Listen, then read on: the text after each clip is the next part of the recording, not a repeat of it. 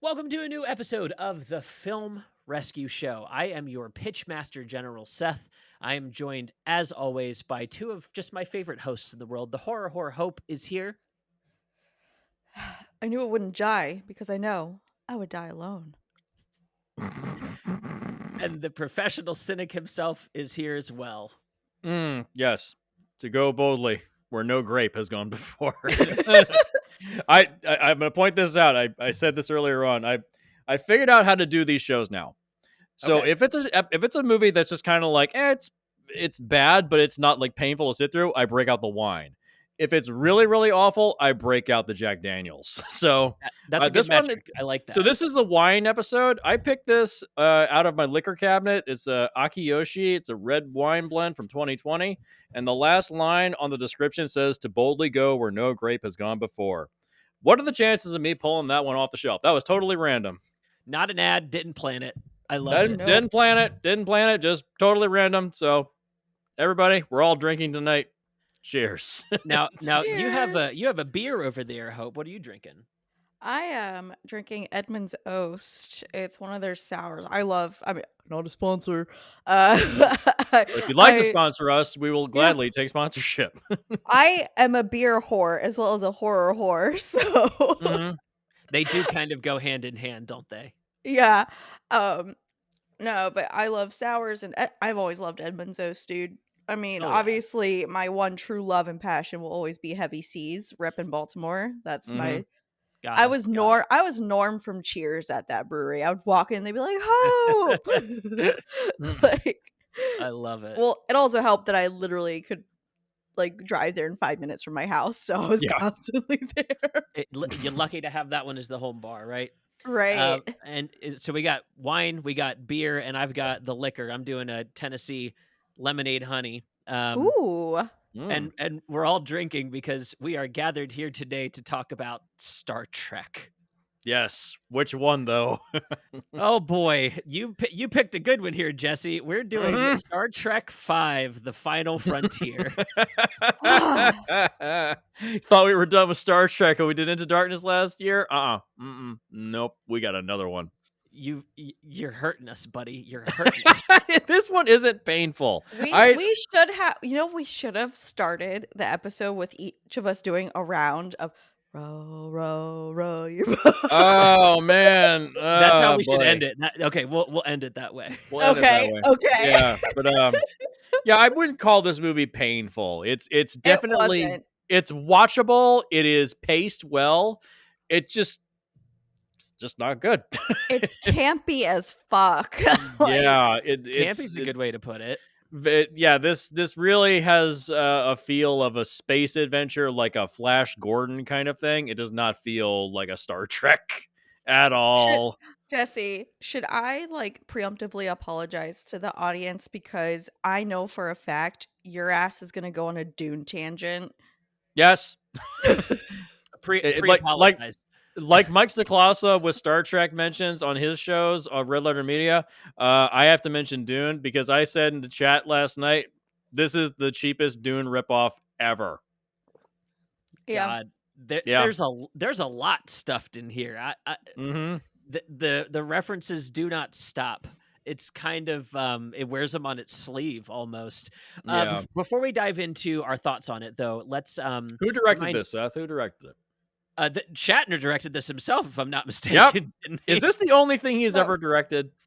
I don't think so. I think he's so directed more can stuff. I say that this is the episode that Future or I shouldn't say episode, this is the movie that Futurama ripped off their Star Trek episode from. Yes. Yes. Is this if you want a reference to that Star Trek episode of Futurama, this is the movie they ripped, like, everything from, basically. I'd love it. I've got a Bender tattoo on my ass, and like I'm a proud fan of where they're willing to go. 'Cause this is something that I think you can lampoon a little. I would even argue they are. Well, before we dive into it, please check out our Patreon and our merch store. It's $1 to support our show on the Patreon, and you get early access to every single episode at this point. Uh, Mhm. and if you don't want to like commit monthly to us, I understand. just get a t-shirt. We've got t-shirts. We've got a merch store. You can check it all out in the link tree that is in the bio of this episode. Okay, so let's dive in. Jesse, Yeah. why'd you pick this one? Because it's the only one of the previous of the original Cruise movies that's considered bad. I mean, a lot of people don't really like the motion picture. I quite like it. I understand why people don't enjoy it, but I would never say like the it. movie's like poorly made. It's it's a slow sci-fi film. It's always that curse of like the odd numbered Trek movies are bad, and Yeah. I don't Heard that. Yeah, that's since been broken by the J.J. Abrams movies because Into Darkness exists. Yeah, so it's that curse. I'd bring that up. Yeah, but I don't think that the only one of the original Crew movies that's bad is this one. I mean, you could argue Generations, which kind of has the original Crew, is not great. Even the writers of the movie, Ron Moore and Brandon Braga, they admit that the film's not great. They actually think that because they were doing Next Generations finale at the same time they were doing Star Trek Generations, which meant to pass the torch from the original Crew to the new Crew. sure, that makes sense. They were writing that movie at the same time they were doing the finale for Next Generation. They said, yeah, the finale for Next Generation is way better than this movie. Oh, jeez, yeah. I mean, it is. It's way But better. the fact that they're just like, yeah, it's better. It's like, Yeah, even they admit it. But I don't hate this movie. There's a lot to like in it. It's just it clearly this is made because William Shatner was riding high on his ego, seeing Leonard Nimoy, because Leonard Nimoy did those two previous movies. He did Star Trek 3 and 4, and so he kind of went like, "Oh, I could do this too." And yeah. So to quote the Futurama episode, Leonard Nimoy was like, I got a great acting out of Bill because I respected Bill so much. Mhm. And then Shatner was like, and I got a great acting out of me because I respected me so much. Yeah, William Shatner has a huge ego. Although it is funny, there's a documentary that just came out called My Name is Bill, where you can call me Bill, directed by Alexander Philippe, who I worked with. Apparently, it's getting great reviews. It's basically about Shatner and his life and reflecting back on it because he's in his mid 90s now. He doesn't have long left Yeah. on the planet. He's almost I- out. He's I've almost out seen the his door. I will say I've seen his Q&As before and they're fantastic. Yeah, he's fascinating. Yeah. Yeah. I love his Q&As. Yeah, I mean, people have called him an asshole. People have called him, self-absorbed, narcissistic. But I mean, he's not a bad actor. He's actually been quite He's good in not. things. Yeah. Yeah, it's just he just got typecast as that. It's like, why does God need a starship? Like that performance. There was a video I saw last night. I was browsing around on YouTube, and there was a video from Vanity Fair that was like people doing William Shatner impressions and Shatner reacting to them. Oh my God, that sounds. It awesome. was awesome. It was great, and he kind of gets annoyed at some of them, but if some of them he's kind of like, oh, that's cute, that's funny, but they're always the there's same. Yeah, There's that meme that goes around too. It's like, we should all play the Shatner game. If someone yells Shatner, they have to like overact everything that they do. yes. Yeah. I love that. If you look idea. back at the original series of Star Trek, he doesn't overact. It's really It's only subdued. later. Yeah, it's only later once you get to the movies and other stuff. That's when it's overdone. The original show, no, it's pretty calm, contained. It's genuinely good. So and I wonder how much of that was like the difference between television directing and film directing. Like you are aiming for very different performances, and like I can imagine as an actor that is really like he's punching the clock by the time they're making these movies, right? Like he knows he shows up on set, he's the big cheese, he's Mr. Shatner, and he's directing. It's like, yeah, I understand the inclination to maybe lean into it a little bit. Well, not only that, but like things on TV, they're paced out more, and you already know your audience. With a movie, it's like on a whole new grand scale. It's not like nowadays where it's like you have a movie and a TV and they're intertwined and blah blah blah. Before that was like a giant deal. So obviously he's like, yeah, I'm gonna bust it out to the nines because it's on a big screen now. Right. Yeah. I mean, I mean, looking back at the previous movies, I mean, this movie in terms of reviews was savaged by critics and was called one of the worst of 1989, the year of Batman. On a budget of 33 million, it made 63 million. Now, the previous film, Star Trek IV: The Voyage Home, which is widely considered the best one of the original series and even probably the best Star Trek film ever made, $26 million budget, $133 million return. Wow. Yeah. That was and even the previous movie, Star Trek 3, Search for Spock, $16 million budget, $87 million return. Mm-hmm.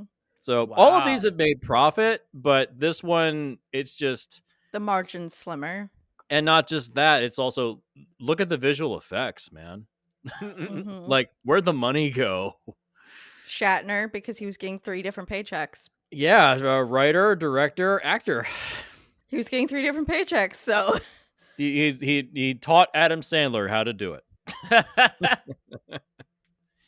So, anyways, yeah, let's jump into the movie itself. I think we need to bring up reasons. Was I the only one that's seen this before? Had you guys seen this? Yeah. That I wanted to ask. I know, Hope, you're a big Trek fan. When did you see this initially? I actually never seen this film before. Same. I also guilty. But my thing is that I'm a huge fan of the original show, but when it comes to like the movies and everything, I'm a Picard girl.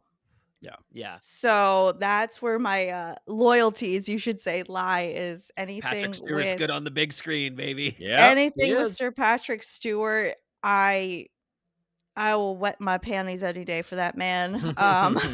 Aren't they discussing doing another season of Picard? There's like talk of them doing one more season. Dude, I bet he would work until he dropped. I like straight up. I bet he's having the time of his life. Oh my God, the Super Bowl commercial, like, oh God, I died with that commercial. I was good with that commercial until Creed showed up. I was like, oh. Well, they even made fun of it. They're like, oh, and Creed's here. Like, yeah, it's true. Well, Drew Barrymore shows up as well because her show is basically over because all the writers walked because of the writers' strike. So she needs a paycheck. Yeah. Damn. Them Super Bowl commercials pay out real well. Mm-hmm. They do. That commercial like nailed it for me. I was like, I didn't know I could love this man anymore until now.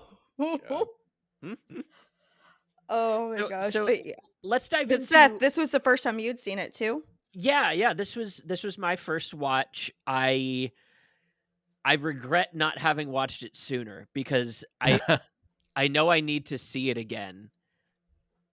Why? Whenever people ask me, should I watch, which of the original Trek films should I watch? I would say all of them but 5. You can skip it and it changes nothing because all of them are kind of one consistent arc except for 5. No, I agree. Kirk has a racist vendetta against the Klingons because they murder his son in Star Trek 3. That carries over a little bit into 4, and it's put on display in Star Trek 6 when he's put on trial. Yeah. This one, it's just like, oh, that arc is just gone. It's just not even here. So you could jump from 4 to 6, and it changes nothing. Okay, I can hear that argument. Yeah, this is the only one I say skip. I think the reason I need to watch it again is because of its subject matter, but it's also the subject matter that I find myself bumping up against the most. Sometimes we like to recount the plots of film. Jesse, I know you've probably seen this the most of us, especially with a recent rewatch. Can you kind of break down the plot of the film for us so we can carry that into the fix later? Well, you posted it perfectly as It's Always Sunny in Philadelphia meme. Yes, I love that. The crew joins a cult to go kill God. That's it. That's the plot. There's nothing else to the movie. There's no deep themes or metaphors. Everything is surface level. There's no depth really to character development. It is all on the surface. It is just the crew joins a cult to go kill God. That's it. Yeah, I wish I know you were looking for a joke. That's it. That's the plot. See, and this is I love that as an idea, and then this execution is so bad. Yeah. They say, oh, no one's gone beyond the Great Barrier to the center of the galaxy, but then the Enterprise just flies there. Reasons. reasons. Okay. I do want to get into that. I do want to get into that because I do have like the whole end of the movie is such a like visual Left field journey turn. metaphor. Yeah, it's like it's almost it's bordering on abstract. Like they literally, yea, though I walk through the valley of the shadow of death. They literally do that. They literally do that, and Yeah. what do they find? They find evil. It's like, yeah. And like so there's visually a reason for the Enterprise to like be able to move through that barrier, and there's an argument within the film for why it's too deep, and we're only 16 minutes in. We have to Too deep. It's too deep. I feel bad because we just talked about on the Silver Globe, and like yes, I felt like we could have talked for 8 hours about that movie for what it was reaching for. And I'd love to return to it at some point. This movie is like this came out 2 years after the Cannes release of that, right? Mhm. So, Yeah. so imagine you're a film fan in the late 80s and you've seen on the Silver Globe, and then you Yeah. watch, you're like, oh fuck, Star Trek wants to go talk about God, and then it's like this like pop fizzle. It's so it's funny because this premise was reused in episodes of Next Gen. Yeah. This premise of them going to an alien planet where they find a godlike figure, and it's like, remember the episode where Tasha Yar got killed, the slime monster? Remember that? Yeah. It's generally the same plot. Yeah. They find a godlike creature that can just do anything, and it wants to escape. It's the same premise, but Watch that one does it better. Futurama. Yeah, or watch Futurama. Yeah, that's the thing. Like, I gotta finish this wine. Jesus Christ. So let's run through what we want to keep for our pitch. Hope, what you've now seen this movie once. What is worth keeping here? What like stood out to you as like, okay, I see the bead of Star Trek running through here. So I think a big thing they should keep is the whole Cybok Spock thing. Like Mhm. they could have dove more heavily into that relationship. It was very glossed over. Like they started to, especially when they like peeked back into Spock like at childbirth, and he's like, oh, it's so human, you know. They could have done so much more with that dynamic. I know in like TV shows and other media they have dove into that relationship a lot, but in the movie they just like totally glazed over that. So I think they should keep that, but make it more of a plot point instead of just like a thread that barely links the two together, you know. Yeah. That's I like a that. big I like thing. Vulcan versus Vulcan. That's a good. It gives you that like that God and the devil positioning. They can each take a logical like solid position on. Right. And I'm gonna say this. The nerd, the TMNT nerd in me jumped for joy when I saw David Warner. Oh yeah. Because he's the professor in TMNT 2, Secret of the Ooze. Oh, and I was like, that's the professor! Oh, the professor! I was a bigger fan of Tron, so I saw Sark, and I was very happy. Yeah. Yeah. He does come back in Star Trek 6, The Undiscovered Country, but as a different character. Yeah, he does. But I was like, keep him, because that's my bro. That's my dude. And then I would love to see more brother on brother. So, what about you, Seth? Since Jesse is refilling, Time to crack open the new bottle. I for me personally, this movie gave me. This is going to sound like a backhanded compliment, and I genuinely don't mean it that way, because I don't hate Shatner's performance in this movie. It's not terrible. I don't think it's his best Kirk. I do think it displays some of his best work though. And that's as an actor. So like the movie gave me a huge appreciation for Chris Pine's performance in the remakes. He's really, really good at playing the same character. This quick to like shoot these like insulting little zingers back that really don't need to be there, that don't really further the conversation. He's so catty. He's so catty, and Chris Pine really captured that, and so this movie made me really enjoy Chris Pine's performance more. And then in retrospect, it was like, oh wow, that's because like Pine was able to lock into this because he recognized what Shatner was doing as an actor, and like actors on actors. I think that's a really cool thread to kind of follow through. So that's something I want to keep. I want to keep catty fucking Shatner. Well, I mean, at this point, like he's back in Starfleet, demoted down to captain, so he's got his ship back, and because in the previous movies he was an admiral, then he got demoted because he violated orders in Star Trek 3, and now he's back to doing what he wants to do, just be a starship captain. I don't want to be behind a desk as an admiral. It's like I'd rather be out there doing my, exploring the universe. So he's back doing what he loves, and he's got the Enterprise back. And so he's kind of like he's on a high. He's on cloud 9. It's like I got everything I wanted, and a piece of cake. So he's all happy. He's enjoying life. He's out on shore leave, and then of course shore leave gets canceled because we have to go find God for some reason. Homework, buddy. We got homework. Yeah. What about you, Jesse? What is you say this is the skippable one? If you needed to pull something out of this to make it not skippable, what is some filmmaking in here that you're really appreciating? Something that I would love to keep. I like the idea of the we said the Spock relationship that obviously helps it. That adds into the plot, adds into some emotional value for the characters. Yeah. I would also add in that Scotty trying to fix the Enterprise, even though it's a busted mess because they rushed this thing into production as Star Trek 4, trying to keep that around. I like the fact that he's constantly trying to fix it and nothing's working. Again, another like Simon Pegg-ism from the new ones. I was like, he really nailed that, like that kind of fuck everything around me. I got to finish the job in front of me right now.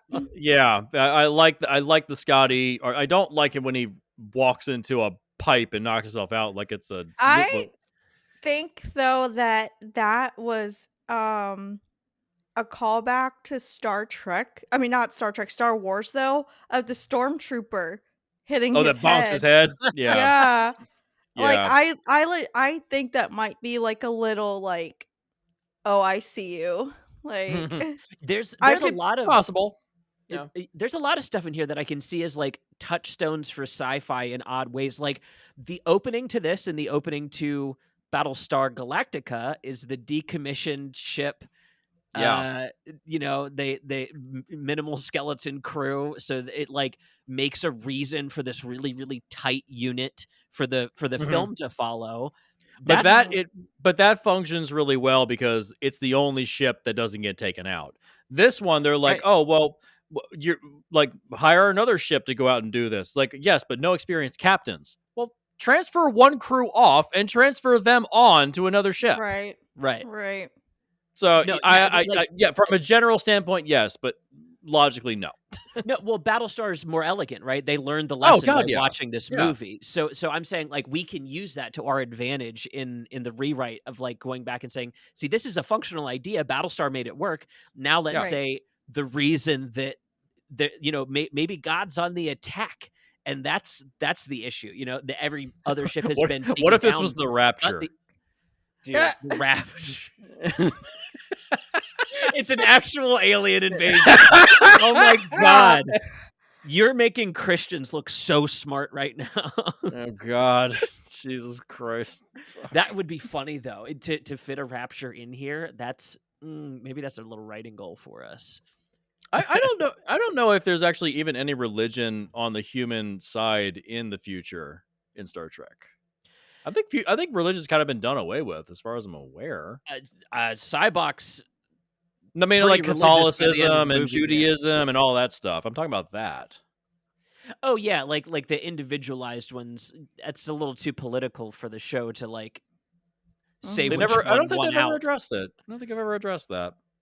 I think they're a post-religion society. That's what the Next Gen really leans into that. Yeah, they're post-religion, post-currency, post. It's a very like in all Star Trek films, shows, everything, it's a very like I should say like even education's free Yeah, and everything. So it's your it's a worth. socialist society. Yeah, Yeah, your worth is like how you handle it. Even if you're just like a janitor, you could be the best person in the world because you are the best fucking janitor in the world, because yeah, that's your passion. So it's just you ride on your reputation in everything. true. Okay, continue. Makes sense. So that's some of the keep. That's some of the keep pile. How do we feel about this whole God conundrum in here? Is this a topic for a Star Trek film? That is what I want to address on the table. I'm split. As like there is a part of me that found it really cathartic to hear Shatner voice something like, "What the fuck does God need with a starship?" That's a great question, especially. Yeah, I'm curious if like the religious fervor at that time in the late 80s was they were trying to redo the revival from the 70s. I don't know if y'all know the like ins and outs of kind of church that was culture the then, but inspiration that Shatner took.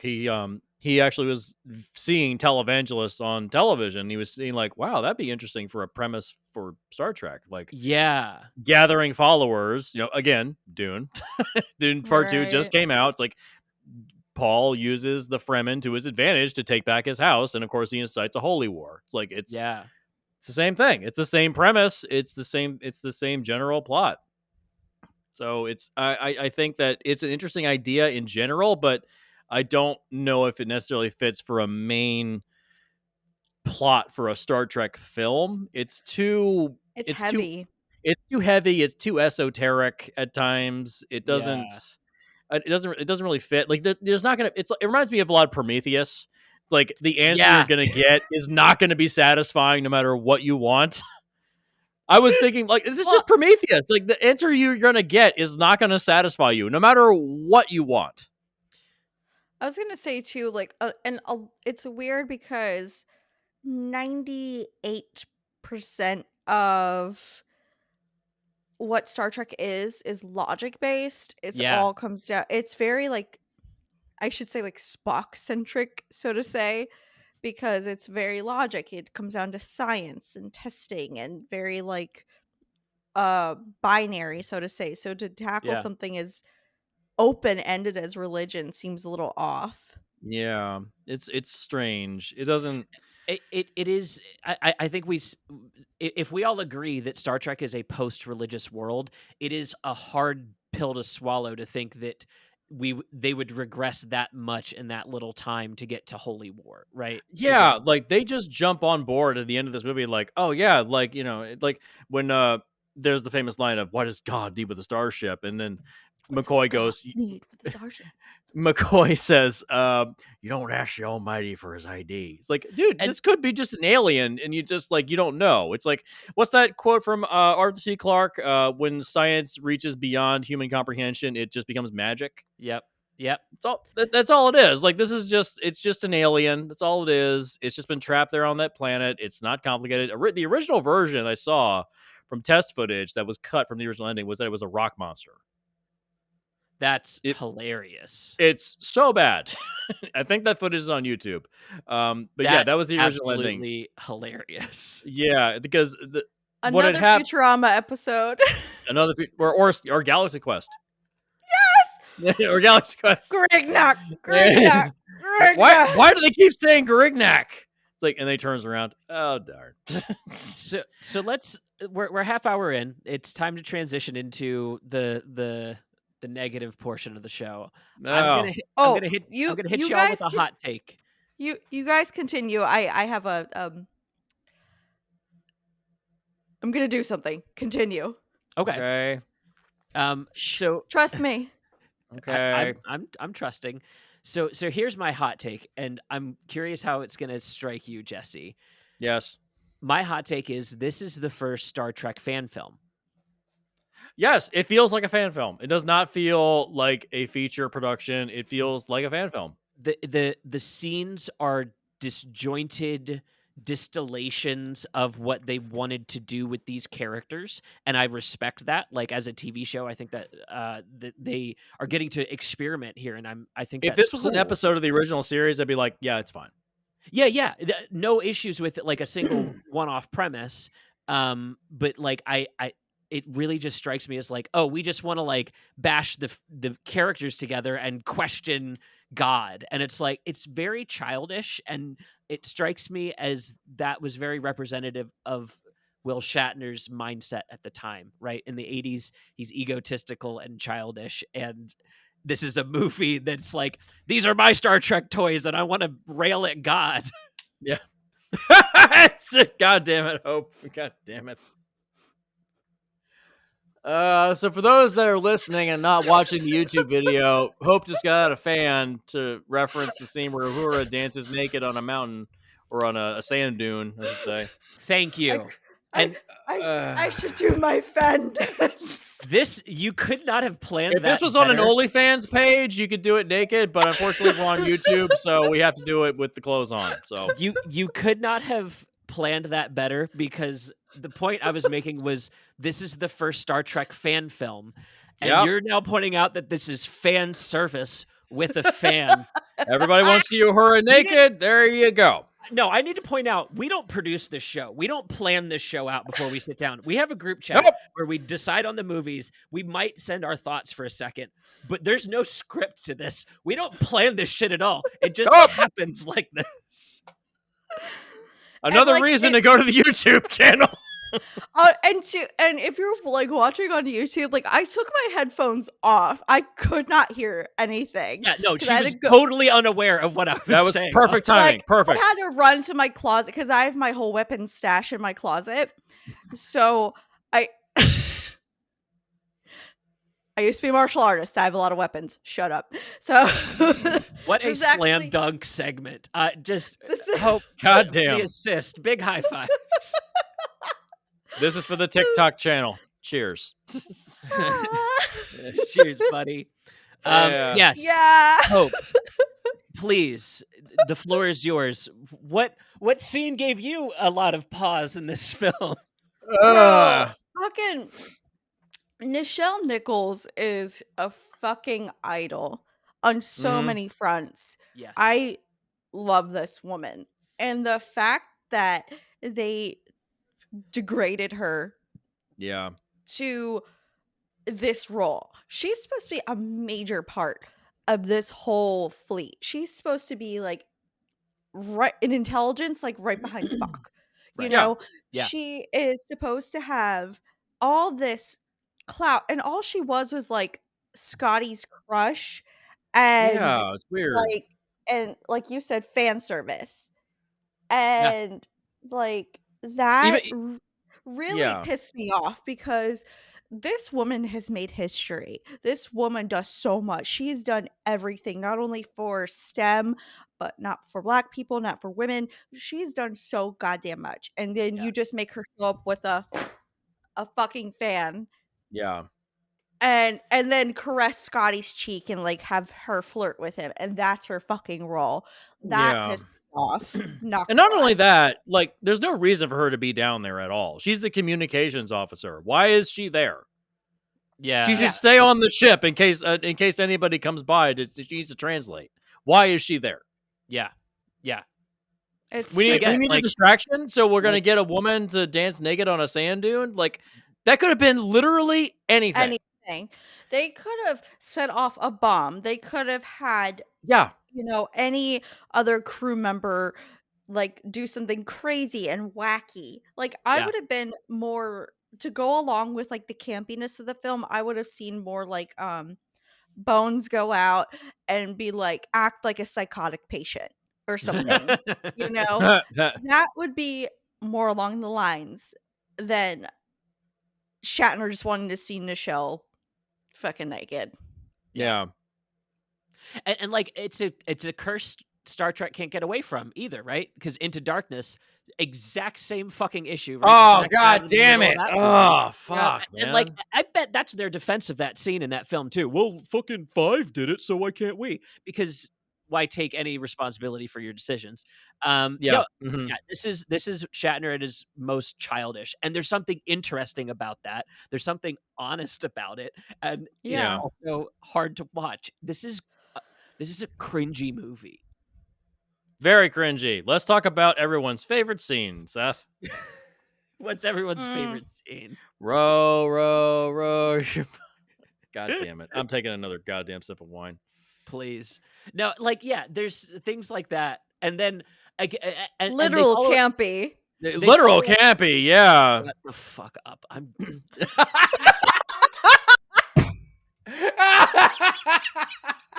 I'm leaving. You pull this shit all the time, Seth. It's my turn to put it on you. Fucking shit. It's a good thing I got the Romulan green behind me. That's great. Yeah, I like, and then they'll follow that up with like cattiness too. McCoy's like, wait a second, so you know, late 1800s English writers, but you don't know row, row, row your boat, and it's like, yeah, right. I loved that. I will say I loved that cattiness. Like, bitch, like it's so fun to see these, like, as these actors are aging here too. This is their, like, you know, kind of swan song-esque type of performance, and so it's fun to see them all just being like, just so like you can see them, like, the Star Trek retirement home just makes sense. Just me saying it, you know exactly what I'm talking about. I mean, Star Trek 6 is literally a swan song, because they literally fly off into the sunset. The Enterprise literally flies off into the sunset. And then, of course, they fuck it up with Generations. God damn it. I don't hate Generations, but it's not good. The only thing that people remember from that movie was the Enterprise being destroyed. That's the only thing people remember from that film. That's the only thing. Yeah. Because then they undo it with a wish. They just, like, blink it back into existence. Like, oh, no, it didn't happen. It's all good. It's all good. It was a dream. It was a dream. It's all fine. So, would this show go into 11 seasons? I would say throw that on there. But I'm just like, you know what? There's no point. It's like, just make it not easy to get out of the Nexus, and you're done. There you go. There, I fixed it. Done. So anyways, there's your quick fix for Generations. Right. Some of these movies are just so easy to tweak, you know? Just tweak one little thing. Yeah. So, but yeah, it feels like the movie has no depth or substance to it. Like there's these shades of deeper things, like the Spock relationship. It doesn't feel like it's deep enough or complex enough. Yeah, they did that better on a show I absolutely hate, Star Trek Discovery, with Spock and Michael Burnham, which they just shove that shit into the fucking canon. Yeah, just that's like hammering a wedge in between two blocks of wood.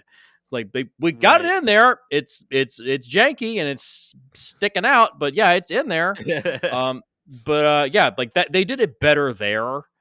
This just feels like just chucking it in for no reason doesn't really work. Yeah, they could have done so many other things. They could, instead of just being like his brother, it could have been like, oh, he could have just said, oh, it's an old classmate.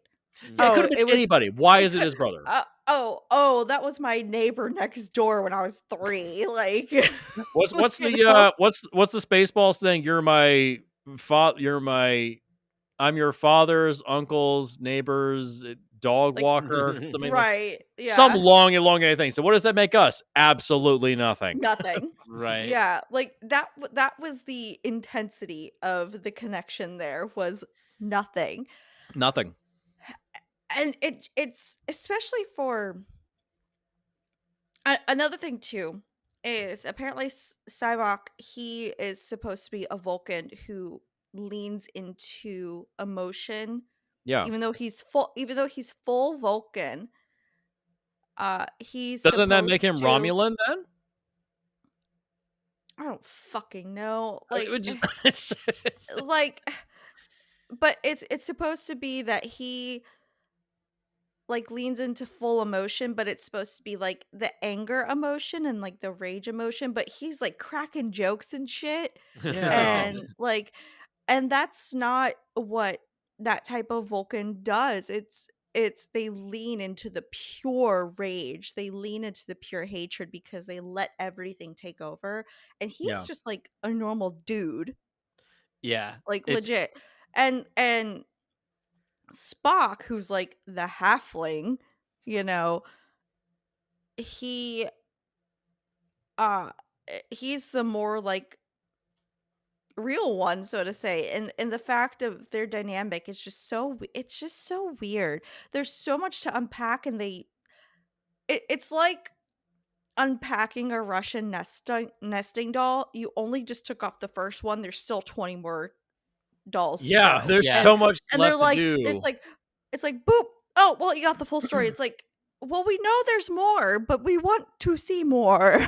Yeah. You can almost see Lowry and Shatner talking about the character, going like, "What kind of a Vulcan haven't we seen? Well, have we seen one that's like just a guy? Like he's just some guy. Well, yeah, let's see Right. if we can do that." And then like they didn't try to like take it any further. Like, why would a Vulcan not want to be like Vulcan? You know what I mean? Like, great questions Especially here, like just not being from answered. he comes from like royalty as well. Right. Yeah.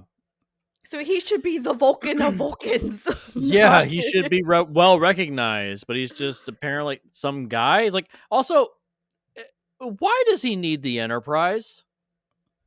If you need a ship to get to the center of the galaxy, why not just like charter one? Wasn't he dumped on that planet? Wasn't that the implication from Never the opening explained. scene? Never explained. He's Yeah, just there. well, it was my understanding he needed to get the Enterprise to that planet to get a ship to the planet, and Mhm. his only way to get one was to do it via the Enterprise. I think that my understanding was think- like his mindset was that he could I only think get it's the because Enterprise he to do like it. tapped into, oh, my brother is on this ship. I don't Okay, know. yeah. So like Okay, rather convenient, but okay. again, All of was this movie plot. is convenience. It's Well, all there's- of it is convenience. there's a lot of and then storytelling here. You can really It is tell that very this is- and then. Mhm. It's This is- very it feels very like, weak script. oh, this feels right, and then this feels right, and then this feels right. And like sometimes you can do vibe pieces like that, but I wish there was more vibing if this was going to be a vibe piece. Yeah, Right. I made some notes as I was watching last night, and we've covered most of them. I want to bring up a couple other ones that just kind of annoyed me. So when the cat stripper lady attacks Kirk in the bar, Oh, do you mean the Star Wars scene? yes, the Star No, Wars cantina. That's Yeah, no, that's not Star Wars Cantina. That's Cats the musical. cat. Put it all in there. Yeah, we can put That is- anything You on. know, screen. I'm really Literally- glad we never covered cats on this show because we That's- at one point were and we didn't do it. Thank That's fucking Christ. literally Cats the music. I looked. I was like, that is fucking Cats. Yeah. It is legit fucking Cats. Did you guys notice though that when it screams, it's James Brown? Yeah. No. It's Yeah. Did you guys notice that its scream is like wow? It's James Brown scream. Wow! I feel good. Yeah, it's yeah, the yeah. same. It's the scream. I was too distracted by literally thinking of the musical. It's I it's- was. I wasn't even hearing anything. All I saw was, I'm in New York. I am on Broadway. It's the only thing going through my mind. Yeah. By the way, Cats is a musical. There's no story and it kind of sucks, but it's pretty. I will say that. That's It's a- kind of what I would say. It is a costuming stage play. That is It is a what's costume cool. and stage play. That's what I would say. A couple other things that kind of annoy me.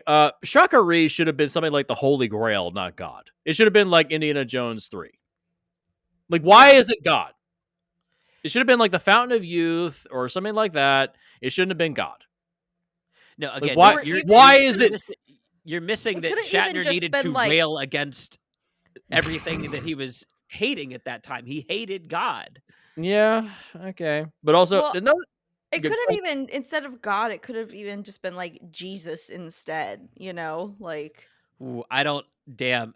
See, here's the thing. If Cybok came back and said he was a reincarnate Jesus Christ, I would be like, okay, that's a plot that I could actually jive that's what with. I'm saying, because then you have That's like, the- interesting. yeah. I they would not have wanted to piss off the Christians like that. Straight up, I can guarantee that might have been even within the conversation, but they would not have wanted to piss off the Christians. I can guarantee right now, most Star Trek fans are not religious. Here's my point. They are. All hail to the engine. Right.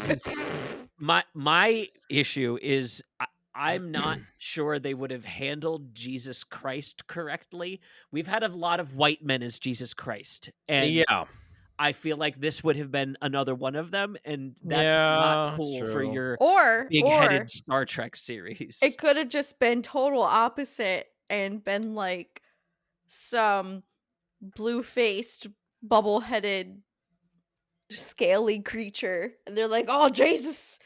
Oh, the true interpretation of angels? Dude. Yeah.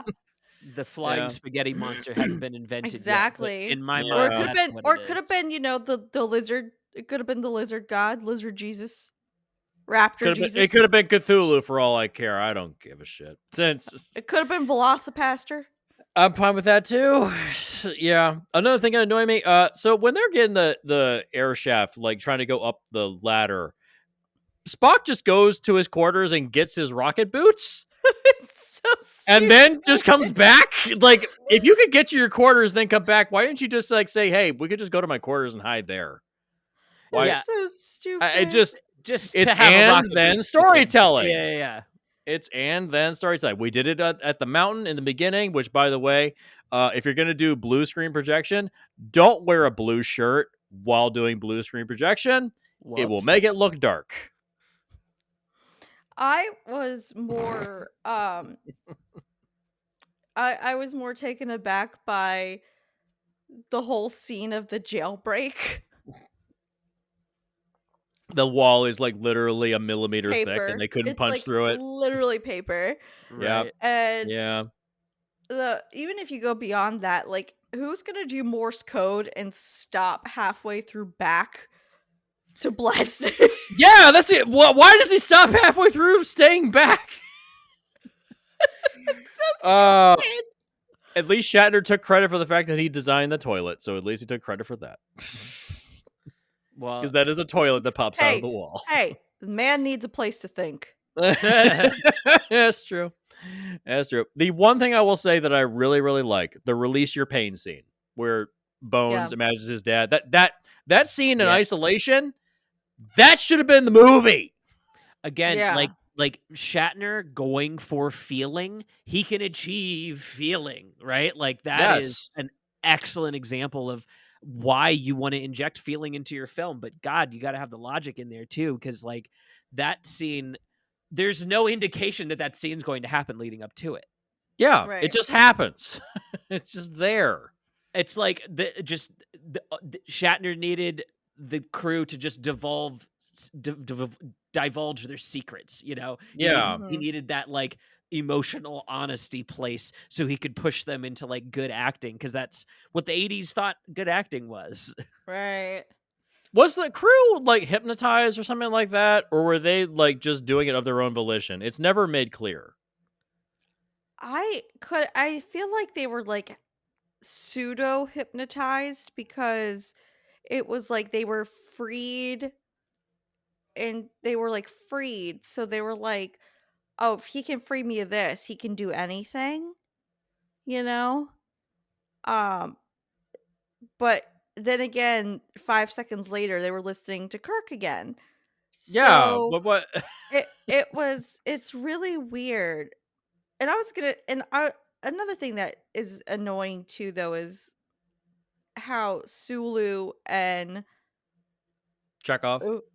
well, no, I was gonna say how Sulu and Uhura, they're like two major roles, and those two were the most like cast aside. Oh yeah. You have your two like diversity people, and they were cast aside, like, and they were the first to be brainwashed. Yeah. They amended that in Star Trek 6, where they gave Sulu the command of the Excelsior. He gets promoted and he becomes the commander of the Excelsior. Right, but that's not in this movie. I know. I acknowledge it. They amended it, and there was an apology. Like, we'll give you your own ship. We promise. Right. So, At least you got that. At least he got that. yeah, I I mean, the biggest flaw of the movie, I think, ultimately, if you just kept the plot wholesale, just fine. Okay, the plot, Mhm. whatever it is, what it is. Make the script a little tighter. Fine. Biggest problem, it's fucking cheap looking. It is Ooh. so cheap. Like this is the same production. This is the same franchise that did Star Trek 4 and motion picture. Like this, these are well made movies until you get to this one. Mm. 3 paychecks to Shatner. It's also because what had happened was the production house ILM wasn't available because this Mhm. was 89. There was so much shit coming out that year Oh, Yeah. that yeah. they were overloaded with work. So they had to go to a less than stellar production house. And so they got meh visual effects. You can see matte lines on everything. They repeat shots for like the Yeah. shuttlecraft going to the planet. Yeah. It's all the things you do when you have no money. You pad out the Mhm. scenes with effects you already have. Like Right. when the shuttlecraft dives into the docking bay, it looks like it's moving at 5 miles an hour because they didn't have the money to do an actual action scene. They didn't have the I money to do it.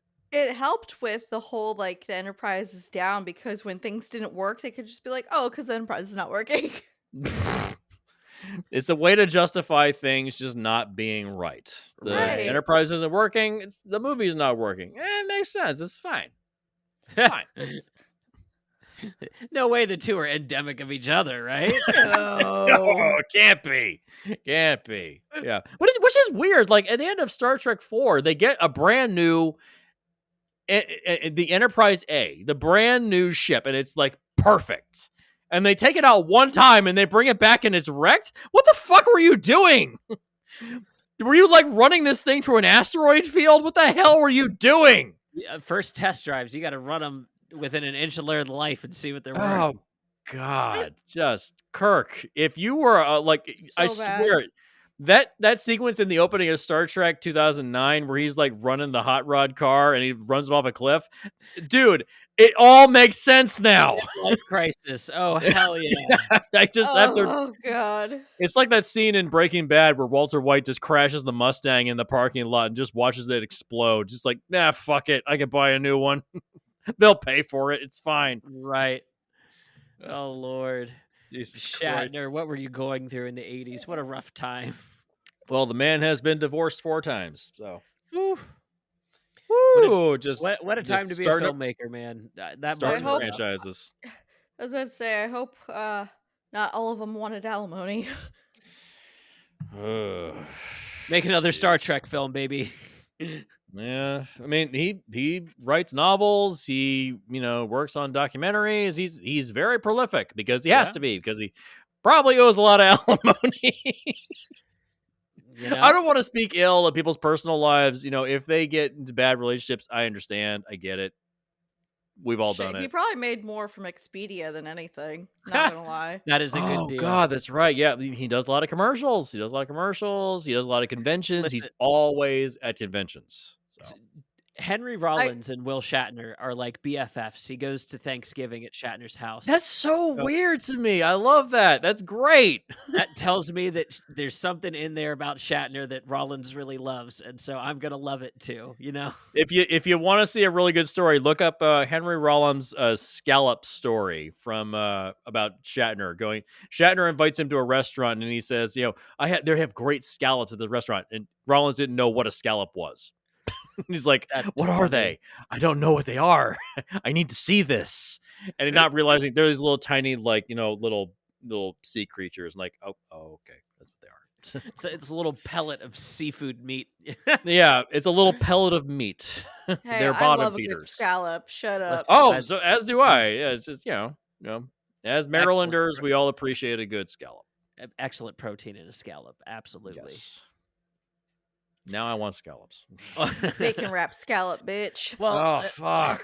Let's fix this thing. I want Yes, time. More scallops. I want to More break scallops. the Star Trek curse and make 5 like worth watching.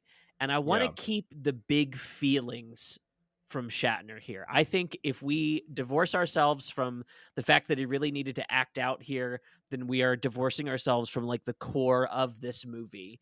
And so I want a big feeling thing. I think Hope, you locked in on it, making it a Vulcan v Vulcan. We need to explain why these two half brothers would not be speaking to each other. That is the core of this story, because unlocking that will unlock what our finale should be. Agreed. And not only that, but if Sybok is so hell-bent on like this religion and self-awareness and everything, that could be what puts them against each other, because Spock's trying to be pure logical and Sybok's trying to be pure emotional, and that is a Vulcan taboo basically. And so that could have been this whole thing. Like, you didn't even need to bring in the planet. You didn't need to bring in the Klingons. You didn't need to do the Klingon subplot. You didn't need to do the whole Nebula 3 thing. It could have just been Sybok. You could have just had it. They were on shore leave, and Sybok tracked him down, and thus beginning this whole thing, you know? And then that could have brought up the whole conflict with Kirk. He's like, come on, we're like brothers. I would have known if he had a brother. Well, you're right. He's a half brother. It's like, what? You know, like, then that could have like put tension on that, which leads to more. Like, there's so much that could be chopped out. Like, again, the whole Klingon subplot was just dumb as shit. Yeah. Yeah. And like I said, it actually conflicts with the previous and post film in that it undoes Kirk's arc. Kirk has a racist prejudice against the Klingons because one of them, Christopher Lloyd, killed his son. So what if Sybok knew that and wanted to use that to blind Shatner? That's his pain. That's his pain. That's good. That's as good. That's okay. That's all right, good. All right. Jesse, you brought up this is Dune-like earlier. Let's use that. Sybok has Dune Part 2 in theaters right now. I saw it. It's fucking awesome. I'm seeing it again tomorrow. It's great. It's really fucking good. Long live the fighters. I can't wait to see it. They say the line. But did you get the popcorn bucket? I'm getting it tomorrow. I'm going to fuck it. Extra butter, no popcorn. I'm going to fuck it. Oh, put like a hot dog bun in the popcorn bucket filled with butter. Oh my god! Chuck it in the fucking bucket. From this, I want to use the Dune thing. Sybok has been the reason that he's been out of touch with Spock this whole time is early in life they had a falling out, and Sybok is making a like holy army in the outskirts, like way, way, way out there. And he's been kind of forming his army. And it is once the crew is on shore leave, knowing that Kirk has a vendetta against the Klingons, he pulls a Trade Federation move and gets the Klingons to set up an attack as like a distract, right? Yeah. So that he can come in and sweep the Federation, leaving us with just the Enterprise that has been decommissioned as the last starship that is available. Well, I wouldn't say it's decommissioned. I would say it's in for repair. In for repair. Because they just got it. They just got it. Yeah. They just got it. That's right. You made that point earlier. Yeah. So in for repair from being a little too rough and rowdy on it. You ran through too many goddamn black holes. You somehow made it to the other side. This is where we pull the cattiness in, because the crew is like real salty about getting this new ship, and it's already in repair. Yeah, make your complaint part of the plot. That's what the general. That's what Harv Bennett, the general, calls him about. That's actually the producer of the movie, Harv Bennett, as the general. He calls it. It's like, God damn it, Kirk, you son of a bitch! Here, you want a shit assignment? Here's your shit assignment. I think the pull of the movie, if we want to like keep this go to the center of the universe to find God, the pull of the movie is Sybok's intention is not to take over as a genocidal dictator, right?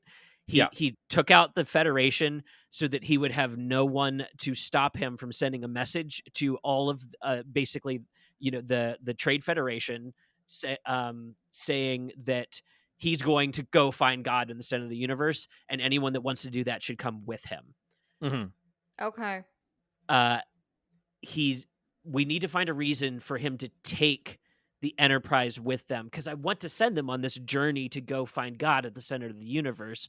We can decide, what the reveal actually is later on, but I love them sending the crew onto a pilgrimage, right? That's what we're doing. Like, they're going on a holy pilgrimage with the villain, like in Indiana Jones, like you were pointing out, Jesse. Just it's at the end of the movie, when you've got like the Nazis and Indiana Jones kind of all in the same room, they kind of all are there together because they have the same goal. So like maybe the Enterprise is seeking out that goal as well. Maybe Kirk's racism's got him so off the deep end that he's willing to like venture a bet on Sybok, and maybe that puts a wedge in between him and Spock. That's juicy. That's very Shatner like. I'd argue that, but have you guys read the Hyperion novels by Dan Simmons? I just started reading those last year. Yeah, it's just the Canterbury Tales by Geoffrey Chaucer. What if that's the pilgrimage? Everyone eventually has to make a pilgrimage to this planet, and you have this crazy alien race that just shows up out of nowhere. We don't know who they are, why they're there, and that's the godlike figure they encounter. Okay.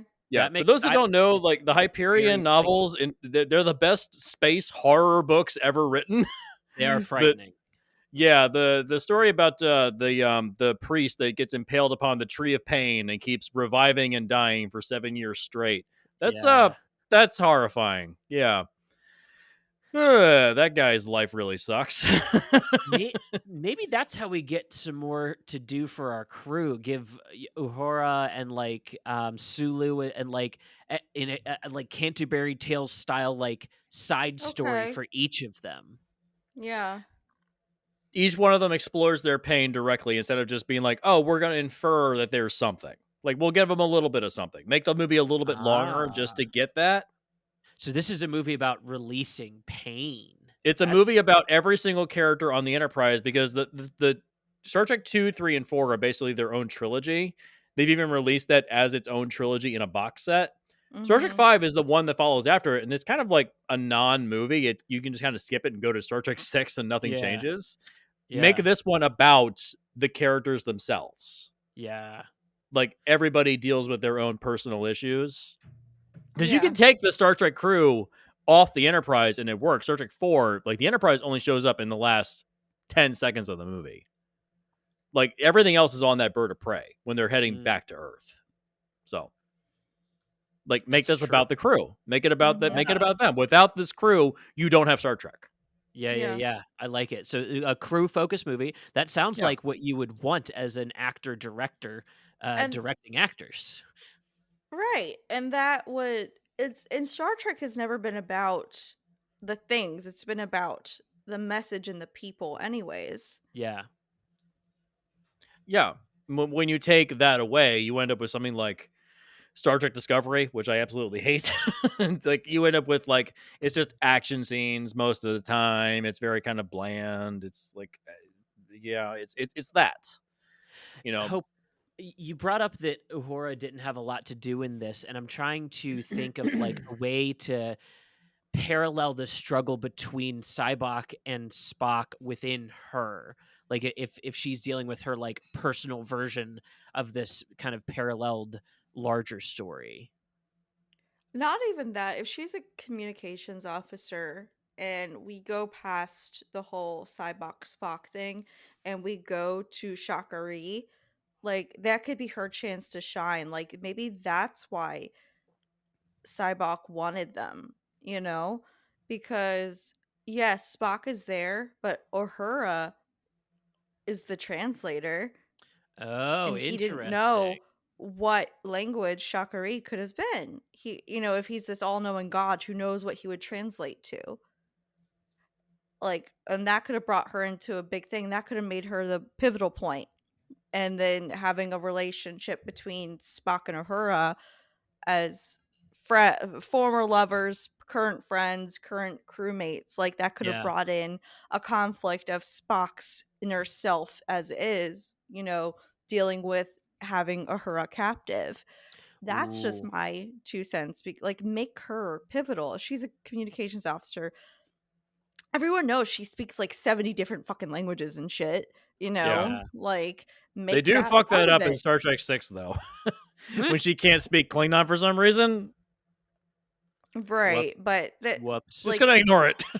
I like the rest of the movie. Yeah, but that's a big part of it. And even if you bring in the original, I don't know, like she plays so much of a bigger role than they do, and there's a multitude of different venues they could have gone to, and they just didn't. Yeah, rough. Yeah, I'd even make the argument that if you would do the Hyperion thing, like if they're going to the center of the galaxy, it's been very heavily implied that in our world that there's a black hole at the center of the galaxy. We don't know. There's something there that we can't see. Mm-hmm. What if they got there and there's some alien entity that we can't understand, and she's the one that's to communicate with it? Right. That's what I'm saying, because of her former knowledge of all these languages, it could be its own language and she's deciphering. Oh, so this is like Arrival. Mm-hmm. Yeah, like when they have to do the circles in order to like interpret how you speak. Right. Like, how do you communicate with a literal god that is outside of time and may not respond in the time? Like, it might respond to you, but not in the timeline where you are. Like, they have a universal translator, but what if it's not Right. of this universe? Exactly. So you have to figure out different ways, and then that could bring in Spock and Cybok, and like their Vulcan knowledge paired with Uhura's lingual knowledge. Yeah. Okay. One is the emotion. Well, one is the emotion. One is the logic. One is the communication. Yep. We're aping a lot of Denis Villeneuve for this. We're God Dune damn it. and Arrival. Can we do? This was not intentional. I promise. What if there's a giant spider at the center of the universe? Do we do Enemy? Listen, I'm pitching like straight up for real right now. Wouldn't that be frightening? Like, what if that's like the visual that we get for this kind of black hole, dark matter entity? Is like it starts to kind of spiderify. I mean, you could use the design of the Shrike from the Hyperion novels if you wanted to. Yeah. Make it like a super spiky spider. Yeah, if you want something that's horrifying, look up Shrike on Google. It's a hell of a design. Ugh. You're talking to a girl who has a pet spider. Yeah, I know. Yeah. The Shrike are probably the most terrifying villains in all of sci-fi history. They're probably the most horrifying. And if there's like, why are they doing what they're doing? I don't fucking know. They just do it. I don't know. Impale him on the Tree of Pain. Why? He was here. I don't know. That's got to be the finale for our Cybok, right? Like the cost of awakening this ancient deity is he sacrifices himself so that the crew can escape. Yeah. Like that's the one thing I will say that works. He sacrifices himself to take on this godlike creature so the crew can escape. Although I would say he doesn't really do anything because the creature is still alive after he's already sacrificed himself. He causes a diversion, basically. So they can run away. Okay. This omnipotent god is able to be diverted. I love that. I love that. Yeah. This apparently only works in lightning strikes. Okay. All right. Sure. Futurama. Watch Futurama instead. It's at least more entertaining. No, I like this. I like a we got a mini Dune to start, move into a Arrival kind of middle of the film, and then our finale is our our very absurd kind of abstract literalization of walking through the valley of the shadow of death. Yeah. And all along the way you get great character stories via the Canterbury Tales. Just everybody just talking about their personal history, how'd they get here, why are they here, and where are they going? Like Canterbury Tales, for those that don't read like classic literature, it's probably the Rosetta Stone of actual character development in terms of telling a story.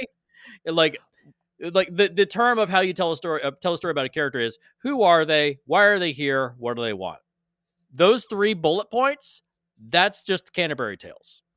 It's just characters on a pilgrimage. That's all it is. And what is this story meant to be? A pilgrimage. It's just, why are they not using that? Yeah. I don't know if this was obvious to them. Like, we're making some cultural connections that are really cool to like tease out the better story. Like, they were almost there. It really feels like they were trying to get to this, and then they kind of got lost in the sauce of making it a movie. And William Shatner's ego. Yeah. Again, that's the sauce. That's what they got lost in. Yeah. It is funny. If you listen to the commentary track of Star Trek 4 on the Blu-ray, it's Shatner and Nimoy. And at the end, Shatner says, I guess next I'll be doing a commentary for Star Trek 5, The Final Frontier. And then Nimoy says, yes, a wonderful achievement. A wonderful achievement. Star Trek 5, Blu-ray, no commentary track. There's no commentary track for Star Trek 5. As far as how do you commentate on that movie without getting political, though? You know, well, I mean, we could be like, see that scene there? I actually didn't know row row your boat. see that scene there? A marshmallow? That was actually ad lib. I love it. Well, I like that fix. That's succinct enough for me. I mean, we've already invested more in side characters than Shatner and Lowry did. So, that's a good enough for me. That's a good enough fix for a good enough movie for good enough episode.